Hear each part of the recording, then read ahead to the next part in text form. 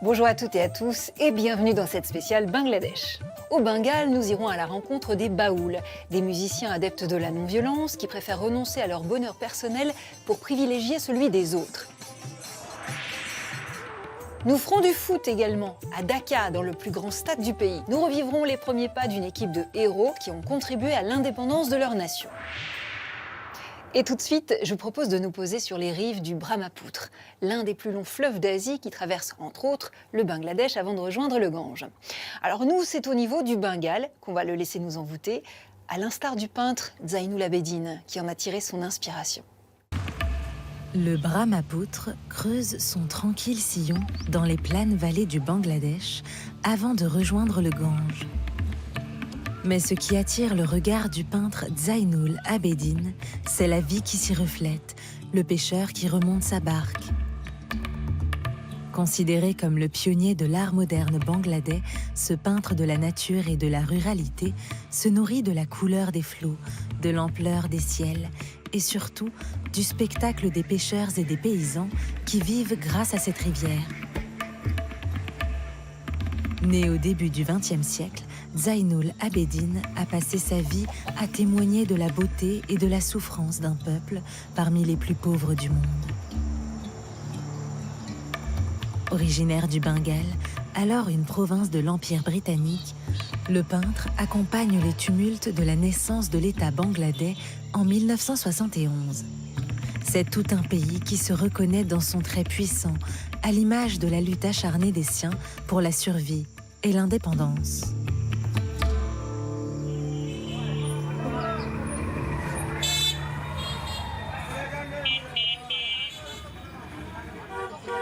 Rien ne prédestinait Zainul Abedin à devenir le grand maître des arts dans son pays. Le peintre voit le jour en 1914 dans une modeste famille musulmane. Il suit les affectations du père, officier de police, et se fixe à Mymensingh, une grande ville historique du Bengale située au bord du Brahmapoutre.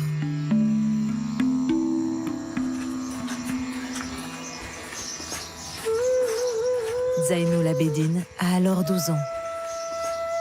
Son fils revient dans le quartier populaire un peu excentré où l'artiste a passé son adolescence.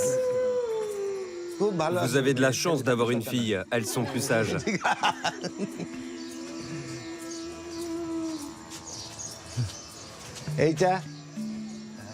C'est la maison dans laquelle vivait ma famille. Elle n'est pas en très bon état. Mon grand-père paternel était un honnête policier. Il n'était pas très riche. C'est pourquoi il a construit la maison en tôle ondulée. Contrairement à ma grand-mère, il était assez éduqué. C'était un quartier de classe moyenne, un quartier très vivant, où riches et pauvres se mélangeaient. Les enfants jouaient, se baignaient. Certains allaient à l'école coranique. Les hindous et les musulmans cohabitaient en harmonie.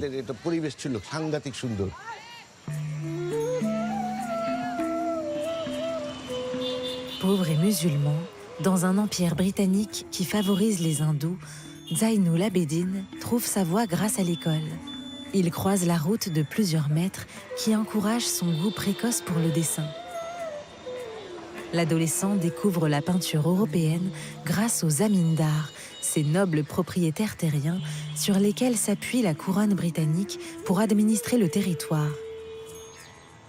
À Mymensingh, une ville culturelle et universitaire majeure de l'Empire des Indes britanniques, les zamindars exhibent leurs richesses et leurs œuvres dans de somptueux palais. Mymensingh était un haut lieu du commerce de jute. La terre est très fertile ici. C'est pourquoi la ville comptait plusieurs grands propriétaires terriens, des zamindars très influents. C'est sous leur patronage que l'éducation et les arts ont rayonné dans la région. Les propriétaires terriens achetaient des œuvres non seulement des artistes locaux, mais aussi des artistes étrangers. Le jeune Zainul ne rêve que d'une chose, égaler les grands maîtres de la peinture européenne. Pour cela, il intègre à 19 ans l'école publique d'art de Calcutta, alors capitale du Bengale. Lorsqu'il revient visiter sa famille à Mymensingh, il exerce ses techniques classiques sur un lieu qui l'aimante par-dessus tout, le majestueux Brahmapoutre.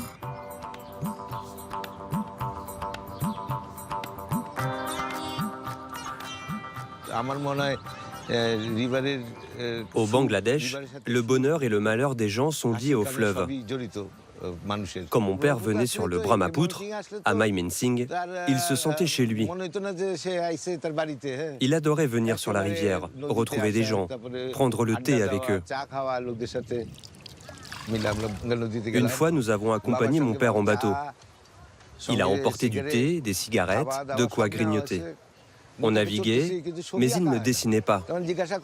Quand je lui ai demandé pourquoi, il m'a répondu « Il faut d'abord que j'observe et que je ressente les vagues. »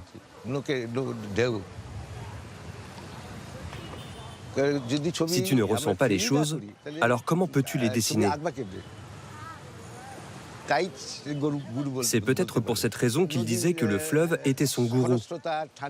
Il ressentait tout avec intensité ici, le courant, la température de la rivière et le désir de vivre des hommes.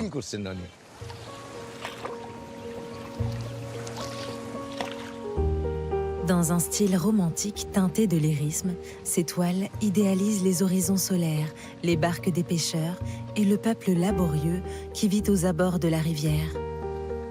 Mais son univers artistique bascule dans une tragédie nationale, la Grande Famine du Bengale de 1943. Après l'invasion de la Birmanie par le Japon impérial, pendant la Seconde Guerre mondiale, les exportations de riz vers le Bengale cessent. Des milliers de miséreux affluent alors vers les grandes villes à la recherche de nourriture.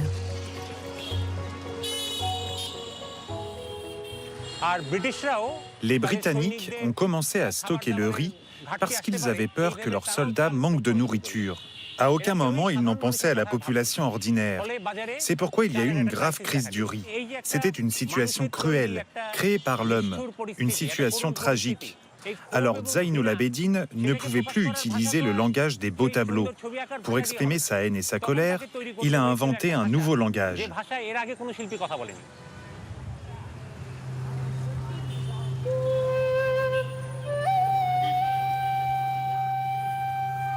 À Mymensingh, le musée Zainul Abedin témoigne de ce tournant radical.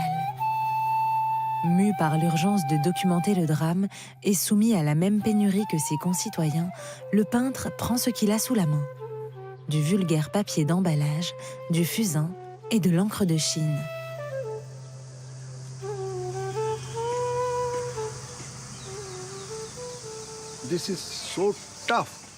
La situation était tellement rude qu'on ne pouvait l'exprimer par une ligne de pinceau fluide. Il fallait quelque chose de sec. Zainul Abedin a donc utilisé un pinceau rugueux. Il peignait très rapidement, avec un engagement total dans l'instant. Il y a une qualité explosive dans son trait. Le pinceau a un langage que Zainul Abedin utilisait avec beaucoup de justesse.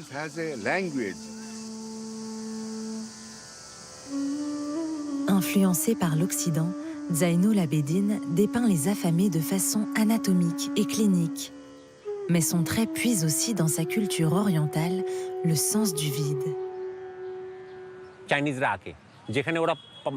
Dans l'art chinois, les montagnes et les arbres se détachent sur un espace blanc. Ce n'est pas une toile vide. Ce style montre l'immensité, un horizon sans fin. C'est ce qu'on retrouve dans ses dessins sur la famine. Zainul Abedin utilise le même vide que les Chinois, mais dans un sens différent. Les personnages regardent vers des espaces vierges qui incarnent un avenir incertain. Chaque être, chaque famille est représentée dans sa monumentale singularité, comme autant de slogans enragés. Initié aux idées socialistes et communistes par ses amis de Calcutta, Zainul Abedin marque les esprits à l'encre noire de son pinceau. Il ne dessinait pas pour dessiner, mais pour avoir un impact politique. On ressent l'inspiration des affiches électorales dans ses dessins. Le seul fait de dépeindre l'hécatombe de 1943 devient un acte politique, car la grande famine du Bengale cristallise les ressentiments envers le colon britannique. 4 ans plus tard, en 1947, la partition des Indes britanniques donne naissance à l'Inde à majorité hindoue et à un Pakistan musulman coupé en 2 parties éloignées de 1700 km. Le Pakistan occidental et le Pakistan oriental, qui deviendra le Bangladesh. Le Bengale natal de Zainul Abidin passe ainsi d'une domination à une autre. Dans les années 1950, Zainul Abidin est l'un des peintres les plus célébrés du jeune Pakistan. On l'invite au Japon, aux États-Unis et à Paris. Mais c'est son séjour à Londres, l'ancienne capitale de l'empire colonial, qui l'interroge. Comment continuer à peindre son peuple tout en étant moderne ? À son retour dans son pays, Zainul Abidin renouvelle son art en puisant aux racines des traditions rurales. L'artiste sillonne les campagnes pour étudier et collectionner des pièces d'art folkloriques bengali. Namaskar Didi. Namaskar Didi. Dans la région de Tangai, des communautés de potiers hindous perpétuent l'art du Tepa Putul, des poupées en terracotta. C'est une tradition millénaire. Ces poupées ne sont pas le fruit d'une réflexion. C'était juste les femmes qui s'amusaient avec l'argile et qui se sont mises à façonner des poupées. Mais si on regarde ces Tepa Putul, on remarque qu'elles ressemblent à l'une de nos déesses hindoues, Lakshmi. Le totem de Lakshmi est un hibou. Et regardez, le visage des poupées a exactement la forme d'un hibou. Donc on pense qu'elles viennent de la culture hindoue.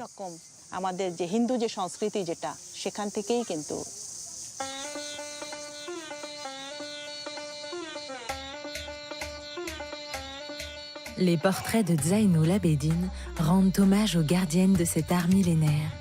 En fusionnant les avant-gardes européennes, telles l'abstraction, avec l'art traditionnel bengali, il fait entrer la peinture du sous-continent dans la modernité. On retrouve clairement les poupées Tepa Putul dans ces portraits des femmes du Bengale. On voit le nez très fin comme ça, et la crête aussi. Mais il n'a pas repris les yeux ronds.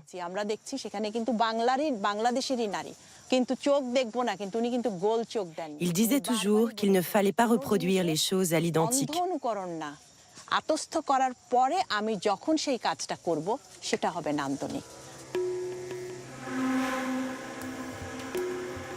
Au terme d'une guerre civile entre les 2 Pakistans, lorsque le Bangladesh voit le jour en 1971, c'est Zainul Abidin qui est invité à décorer la toute première constitution de motifs traditionnels. La jeune République populaire du Bangladesh a les yeux rivés vers l'URSS qui a soutenu les combattants de la liberté. L'œuvre de Zainul Abidin se fait désormais plus réaliste et consciente des luttes de classe. Il revisite alors son Bengale rural avec un regard engagé et partisan. Dans Sangram, qui signifie combat, son tableau le plus célèbre, il représente les paysans en prolétaires. Le combat montre 2 vaches et un homme en pleine santé qui les pousse en essayant de les tirer de ce bourbier. C'est un tableau qui a tellement marqué les gens qu'ils le reproduisent maintenant chez eux. Car c'est le combat que mène l'homme pour sa survie et il faut le gagner. Zainul Abidin décède en 1976, 5 ans seulement après la naissance du Bangladesh. On quitte la campagne pour les mangroves des Sundarbans. C'est ici que Thomas Chauvineau, d'humeur féline, voulait nous entraîner pour le clin d'œil. Dans les mangroves de Sundarbans, au Bangladesh, on le surnomme Mama. Une belle Mama qui peut peser jusqu'à 230 kilos. C'est le tigre du Bengale. Et ça ne va pas du tout pour le tigre du Bengale. Ils étaient environ 100 000 dans le monde au début du XXe siècle. Ils sont environ aujourd'hui 4 000, dont la plus grosse partie ici, dans ces mangroves de Sundarbans. Le tigre du Bengale n'a pourtant aucun prédateur. Il est tout en haut de la chaîne alimentaire et personne ne vient lui chercher des noises. Lui qui peut s'enfiler, quand il a vraiment un gros creux, 30 kilos de barbac d'un coup. Buffle, cerf, cochon sauvage, tout y passe. Hyper discret, il se cache dans les hautes herbes et saute sur sa proie toute griffe dehors.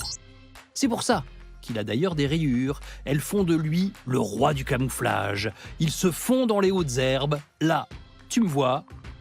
Là, tu me vois pas. Et sa couleur orangée ne gêne pas, car la plupart des animaux qu'il chasse sont daltoniens. Si nous le voyons comme ça, les cerfs, par exemple, le voient comme ça. Et c'est bien son problème au tigre du Bengale, c'est que l'homme, lui, ne le rate pas, même si c'est une espèce protégée. Récemment, au Bangladesh, la police a arrêté un homme surnommé le chasseur de tigres. Ça faisait 20 ans qu'il était recherché. Il aurait tué 70 tigres du Bengale. Un peu plus loin, en Chine, c'est un homme d'affaires qui est maintenant sous les verrous. Lui aurait mangé au moins 3 tigres cuits au barbecue. Sa partie préférée, c'était le pénis, censé apporter longévité et virilité. Petite précision, si vous vous posez la question, son pénis n'est ni tigré, ni orangé. Et pour ne rien arranger, ces mangroves pourraient en partie se retrouver sous les eaux à cause du réchauffement climatique. Si rien n'est fait d'ici là, le tigre du Bengale pourrait avoir complètement disparu en 2070. Là, tu me vois. Là, tu me vois plus. Vivre d'amour et de chansons, voilà ce que je vous propose pour la suite, grâce aux baouls, les hippies du Bengale, pourrait-on dire. Et vous allez voir que leur héritage a résonné bien au-delà des frontières de la région.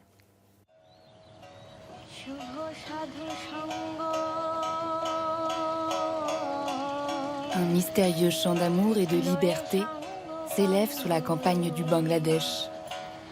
C'est le chant des baouls, qui viendrait du sanskrit, possédé par le vent.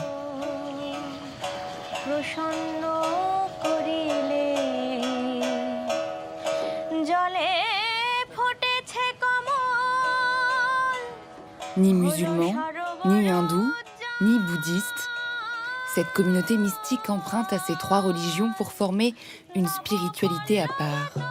Les baouls ne croient qu'en l'humain et en sa capacité à trouver le divin au fond de lui. Quand je chante, parfois je pleure, parfois je me sens perdue. J'ai le sentiment particulier d'avoir trouvé mon créateur.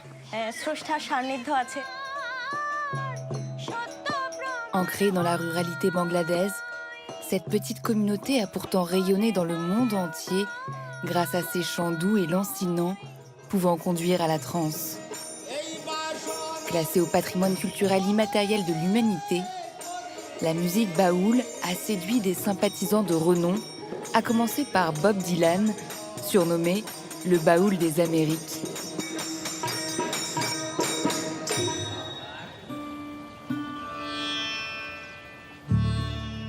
À cheval entre l'Inde et le Bangladesh, le Bengale est une vaste et fertile plaine propice au brassage des croyances. Quand les musulmans soufis, une version mystique de l'islam, arrivent ici au XIIIe siècle, ils intègrent en douceur les traditions hindoues et bouddhistes qui préexistaient dans la région. Les baouls sont les héritiers de ce syncrétisme religieux forgé au fil des siècles. La musique est centrale dans leur quête du divin. Un Dieu qui n'est pas transcendant, mais qui se niche en chaque être humain.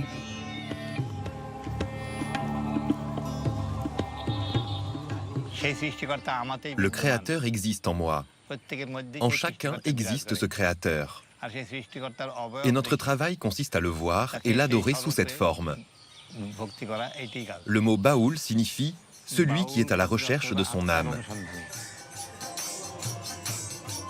La quête du soi suprême est le travail d'une vie. Pour y parvenir, les adeptes sont accompagnés d'un gourou. Une fois par an, chaque communauté baoul organise un vaste rassemblement entre plusieurs gourous et leurs disciples Une rencontre intense qui se trouve au cœur de l'initiation. Le gourou transmet l'essentiel des croyances spirituelles par le biais de chants.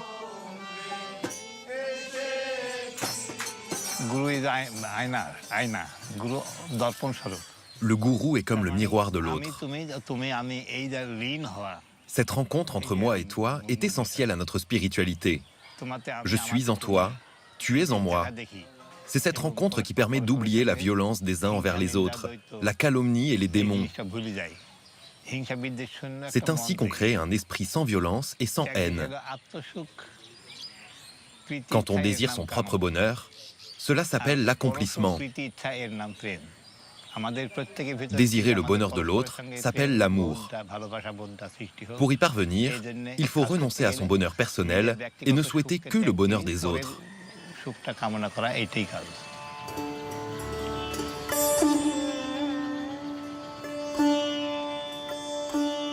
Cette spiritualité puise dans des pratiques très anciennes, comme le yoga ou le tantrisme, qui font du corps un outil essentiel vers la libération.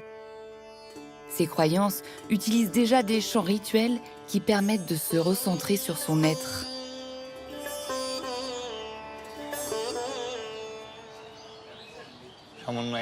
Le cheminement spirituel s'accomplit à travers l'union de l'homme et de la femme.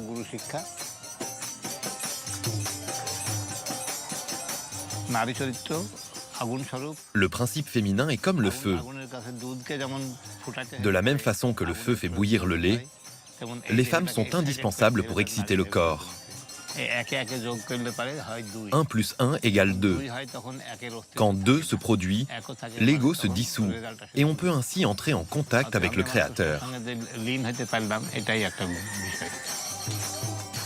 À partir du XVIe siècle, une figure joue le rôle central de prêtre des campagnes, le fakir. Cet ascète soufi mêle les chants rituels ancestraux aux chants soufis, donnant naissance à la musique baoul. Mais le grand répertoire classique des baouls ne voit le jour qu'au XIXe siècle, alors que le Bengale est sous la domination de la couronne britannique. On le doit à une figure providentielle, le fakir Lalon Shah.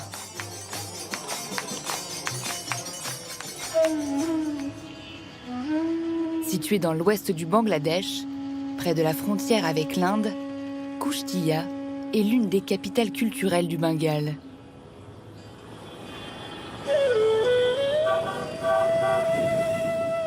La ville célèbre la mémoire de cette figure tutélaire. On raconte que le fakir Lalon Shah est mort en 1890 à l'âge de 116 ans. Mais c'est son arrivée par la rivière à Kushtiya qui a façonné sa légende.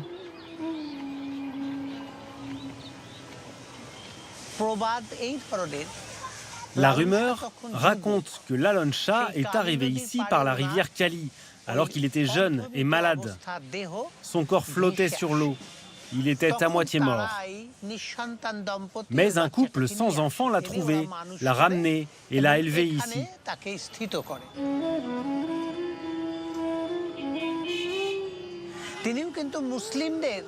Lalon Shah a donc grandi auprès d'une caste inférieure de musulmans.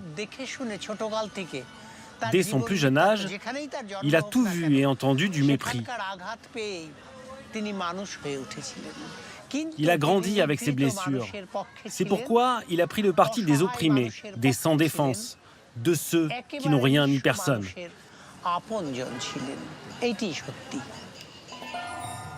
Sous la colonisation britannique, les musulmans sont relégués au rang de sous-citoyens, rejoignant les basses castes hindoues.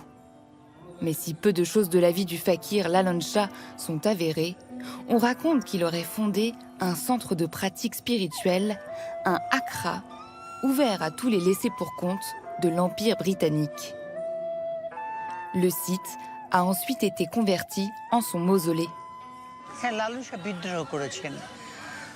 Lalon Shah s'est révolté contre la société conventionnelle. Il était un symbole de rébellion à son époque. Il y a tellement de révoltes dans ses chansons qu'on se demande d'où un pauvre homme comme Lalon Shah pouvait tirer autant de force.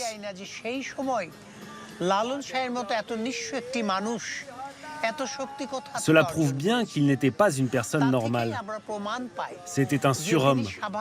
Le Créateur l'a envoyé ici pour faire ce travail surhumain.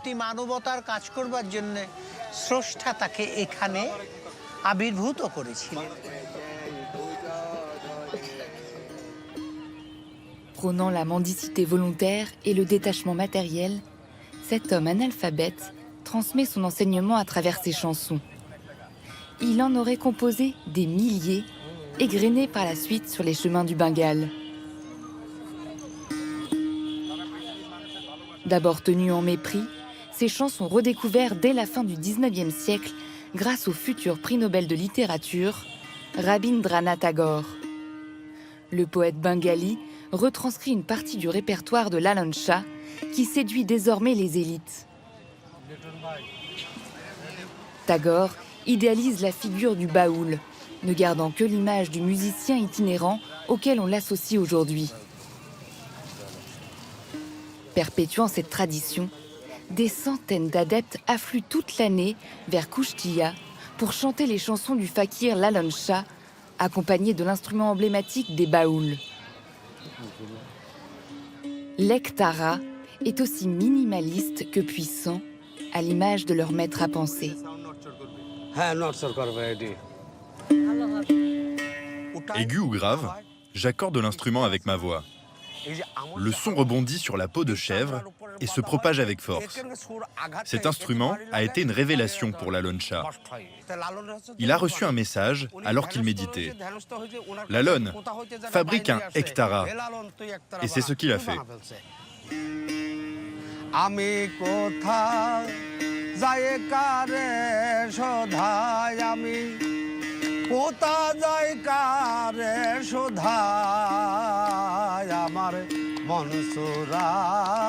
Les paroles de ces chansons sont souvent énigmatiques. À force de les répéter de façon incantatoire, leur sens profond pénètre les disciples. Il ne s'agit pas d'une compréhension intellectuelle mais sensible, l'initiation passant par les émotions. Je deviens fou rien qu'avec les vers des chansons de Lallon Shah. Ceux qui apprennent par cœur les paroles de Lallon voient leur esprit rabougri se développer et s'éclaircir. C'est comme si on avait frotté et lavé leur esprit sale et qu'ils s'étaient mis à briller.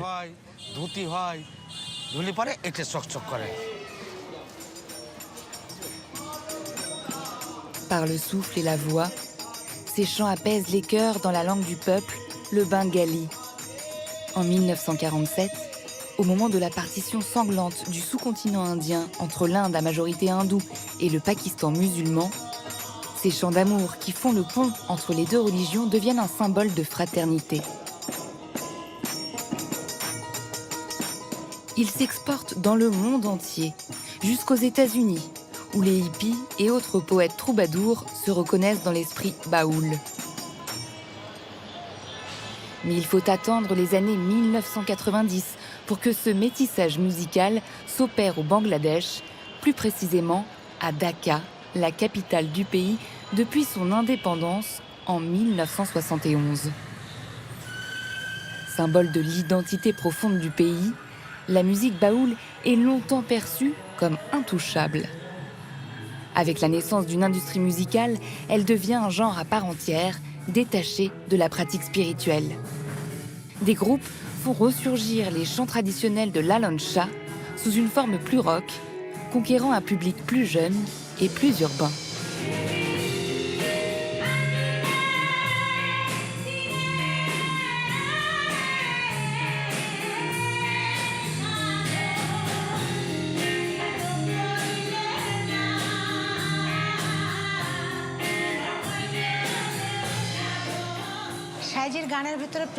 Il y a de l'amour dans les chansons de Lallon Shah. Mais avec notre groupe, Lallon Band, on préfère reprendre celles qui parlent de colère, de violence, de cupidité et de protestation. Dans la vie des gens d'aujourd'hui, nous voyons la faim, l'instabilité partout dans le monde, la vitesse à laquelle tout va. Alors nous avons ressenti le besoin de donner plus de rythme aux chansons baoul, plus de groove.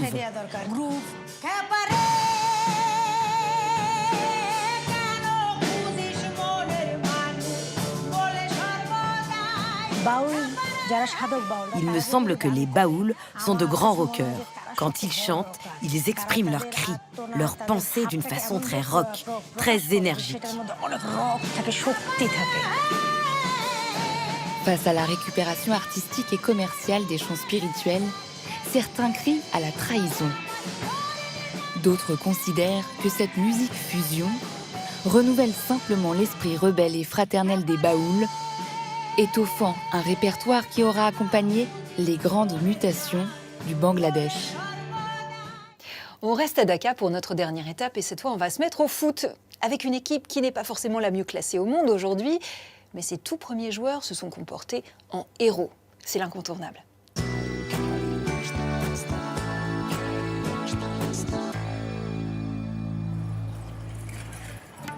Difficile de dire quel bâtiment se cache derrière les magasins d'électronique, les vendeurs de rue et les mosquées du centre de Dhaka. Le stade national Bangabandhu s'intègre tellement bien dans la capitale grouillante et anarchique du Bangladesh qu'on le distingue à peine. Le plus grand stade du pays, qui date de 1954, est aujourd'hui refait à neuf. Il a accueilli les plus grands matchs de cricket, de hockey, de football et même un combat de Mohamed Ali. Incontournable stade national de Dhaka qui cache une toute autre histoire. Celle de patriotes chaussés de crampons. Pratap Sankar Hazra est l'un d'entre eux. J'ai joué de nombreux matchs ici. Je ne peux pas oublier la joie de faire gagner mon équipe, surtout avec mon but. Je vois encore les supporters de notre équipe dans les tribunes, de ce côté-là, et leur joie lors de nos victoires. Dans les années 60, Pratap Sankar Hazra est l'un des grands joueurs de la première ligue de football de son pays.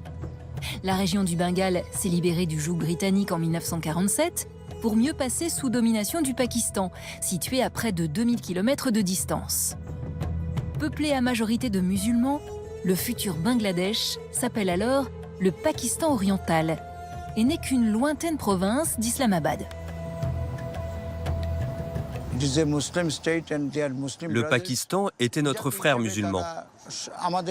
On était content de cohabiter avec eux. Mais en 20 ans, les Pakistanais ont prouvé qu'ils étaient pires que les Britanniques.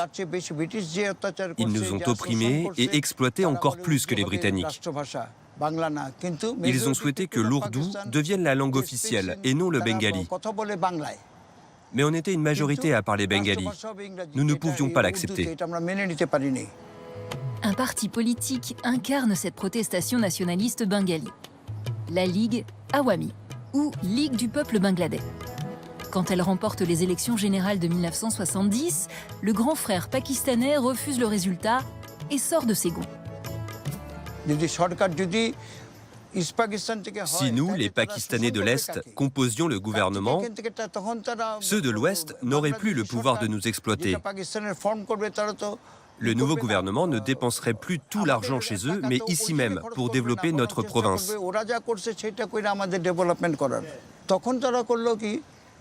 Alors, le 26 mars 1971, Islamabad a envoyé l'armée dans nos villes, partout dans le Pakistan oriental. Les militaires ont tué des gens au hasard chez eux, dans les universités et dans les lycées. C'est le début de la sanglante opération Searchlight. Le Pakistan occidental envahit le Pakistan oriental. Elle fera 1 million de morts côté bengali et 10 millions d'exilés. La minorité hindoue, dont fait partie Pratap, est une cible prioritaire de l'armée pakistanaise. Nous avions très peur. Nous étions sur nos gardes, car on avait appris que les hindous pouvaient être attaqués à tout moment. Notre maison pouvait être prise pour cible. Et le 26 mars, à 21 h, 2 véhicules se sont brusquement arrêtés devant chez moi. J'ai vu qu'une Jeep était garée avec les phares, et juste derrière, un camion de l'armée avec des soldats à l'intérieur. Alors j'ai couru, je suis monté à l'étage pour prévenir tout le monde. Et ensuite, je leur ai indiqué un chemin pour prendre la fuite.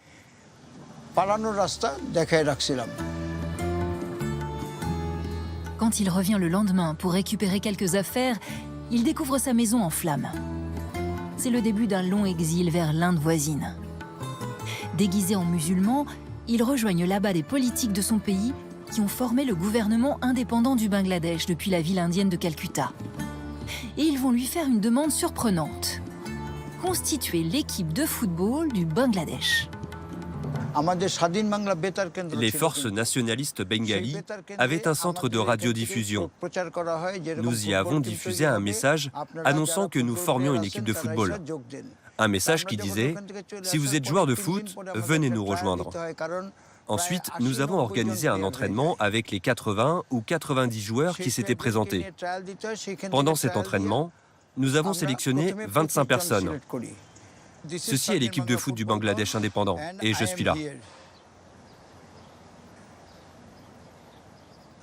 J'ai posé la question à un responsable. « Monsieur, alors que tous les garçons se battent à la guerre, nous, les jeunes, allons en profiter pour jouer au foot. Est-ce que ça renvoie une bonne image ? Tout ça ne me semble pas très correct. » Alors il m'a répondu « Vous jouez pour soutenir la cause. » La Shadeen Bangla Football Team a pour mission de collecter des fonds pour l'armée de libération du Bangladesh, la Mukti Bahini, mais aussi d'alerter l'opinion internationale sur ce conflit. Son premier match a lieu à Krishnanagar, dans l'est de l'Inde. Les tribunes étaient pleines comme un œuf. Le stade était vraiment bondé. Nous avons été appelés pour voir hisser le drapeau national indien. Mais nous avons dit que si le drapeau indien était hissé, il fallait que le nôtre le soit aussi. Sinon, nous ne jouerions pas. C'est comme ça que notre drapeau a été hissé et notre hymne national joué. Nous en étions très fiers. Pour la première fois, le drapeau du Bangladesh flotte en territoire étranger. L'équipe du Bangladesh enchaîne 16 matchs partout en Inde, remportant 12 victoires et récoltant d'importantes sommes pour soutenir l'effort de guerre. Elle contribue ainsi à la surprenante résistance de l'armée de libération du Bangladesh sur le champ de bataille. Et quand l'Inde entre en guerre en décembre 1971, le Pakistan n'a d'autre choix que de capituler sans condition. Le Bangladesh vient d'accéder à l'indépendance. Le gouvernement bangladais nous a déclarés combattants de la guerre de libération. En tant que joueurs de l'équipe de football du Bangladesh indépendant, nous bénéficions de tous les avantages accordés aux combattants de la guerre de libération. Nous sommes reconnus comme des héros de guerre. Pour célébrer ces combattants sans fusil ni treillis, ils sont invités à jouer un match de football dans le stade de Dhaka peu après l'indépendance. Et ils ont encore gagné. Abardé Kharobé.